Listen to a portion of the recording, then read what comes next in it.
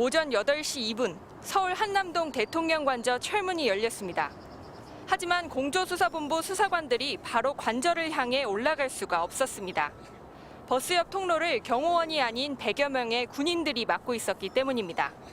그런데 그 모습이 수사관들의 눈에도 이상해 보였습니다. 일반 군복이 아닌 검은색 복장을 입었고 마치 계엄군처럼 신원이 드러나지 않도록 이름표와 부대 마크를 없앤 상태였습니다. 게다가 정면이 아닌 뒤편을 보고 있었습니다. 모두 앳된 얼굴.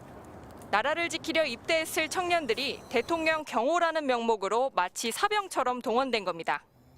그래도 공조본은 수차례 실랑이 끝에 경호처와 병사들의 1차, 2차 저지선을 뚫고 관저 200m 앞 3차 저지선까지 가는데 성공했습니다. 그러자 이번엔 건장한 체격의 경호원 50여 명이 몰려 나왔습니다. 앞선 경호원들을 믿었는지 다소 얇은 옷차림에 급하게 뛰어나온 듯한 모습이었다는 게 경찰 관계자의 설명입니다. 다만 공조본이 초기에 이들을 제압하지 못했고 경호처 사무직으로 보이는 사람들까지 모두 몰려 나와 팔짱을 끼고 길을 막아섰습니다. 이때 경찰이 불법 행위를 잡아내기 위해 체증을 하자 경호처 직원들은 마스크와 장갑을 끼는 등 당당한 경호원과는 거리가 먼 행태를 보였습니다. 그러면서도 공조본 측에 지금 불법을 자행하고 있다며 오히려 경고를 했습니다. 이와 함께 55경비단 병사들을 다시 동원해 관저로 가는 또 다른 길을 막았습니다. 경찰 관계자는 경찰을 밀치거나 위력을 행사하는 게 아니라 스크럼을 짜고 방해만 해 돌파하거나 끌어내 체포하기도 더 어려웠다면서 재집행을 위해선 동선 등 더 치밀한 계획이 필요하다고 말했습니다. 반면 대통령 경호처는 공수처 도착 시 대치가 격화될 것을 대비하여 경호처 직원들로 교체했다며 의무복무 병사들을 동원한 적이 없다고 부인했습니다. MBC 뉴스 이승지입니다. 소형 버스와 기갑 차량에 막혀 있던 2차 저지선. 공수처 수사관들은 바로 옆 산길로 우회해 관저 방향으로 100m가량 더 올라갔습니다. 오전 9시 54분. 관저 건물 불과 200m 앞까지 접근하지만 한 발짝도 더 나아갈 수는 없었습니다.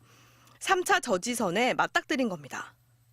관저 건물 200m를 앞둔 마지막 관문이었습니다. 경호처는 승용차 10여 대를 촘촘하게 세우고 그 뒤로 버스까지 동원해 도로를 막았습니다.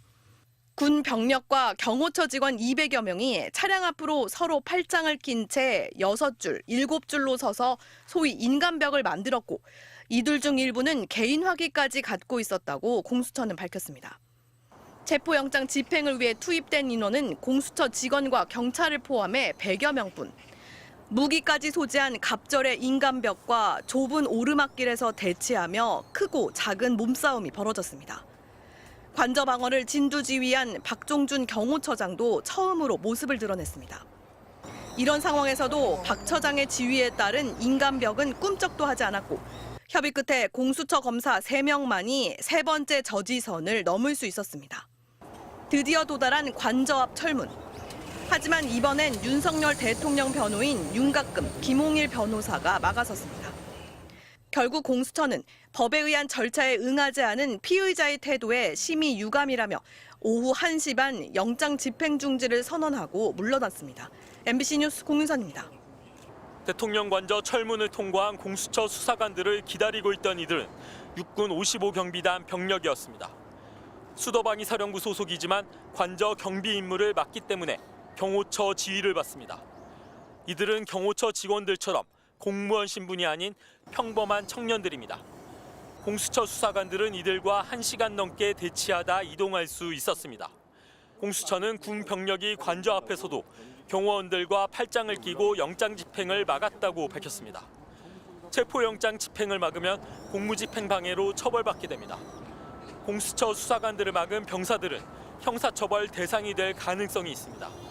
하지만 국방부는 이들에 대해 손을 놓고 있습니다. 국방부 관계자는 상황을 모른다, 경호처가 통제하는 병력이다라며 책임 회피로 일관했습니다. 체포영장 집행을 막는데 불법적인 근거가 있는지는 확인해봐야 한다며 이런 행위가 불법이 아닌 것처럼 말하기도 했습니다. 법조계에선 작전 통제권은 경호처장에게 있다 해도 부당한 지시인 만큼 인사권을 가진 부대장이 파견 병력을 복귀시켜야 한다는 의견이 나오고 있습니다. 하지만 국방부는 성격이 다른 문제라며 이에 대해서도 답변을 회피했습니다. 12.3 내란과 내란 주도 세력에 대한 국방부의 미온적인 태도는 어제 오늘 일이 아닙니다. 정보사 수사이단의 실체를 파악하고 있는지 물어도 아마 수사기관이 파악을 할 것으로 생각합니다. 정보사의 체포조 운용 사실을 알고 있는지 물어도 아마 수사를 통해서 밝혀지리라 생각합니다. 수사기관이 알아서 할 일이란 태도입니다. 심지어 전방 탱크 부대장이 부대를 비우고 내란에 가담해도 수사를 핑계 삼아 아무 조치도 취하지 않습니다. 수사와 연계해서 저희가 지금 검토하고 있습니다. 국방부는 55경비단 병력을 줄일 계획이 없다며 체포영장 집행방해에 병력이 동원되지 않도록 경호처에 요청하지도 않을 거란 걸 분명히 했습니다. 공수처가 다시 한번 체포영장 집행에 나서도 불법적인 방해 행위를 지켜만 보겠다는 겁니다. MBC 뉴스 이덕영입니다.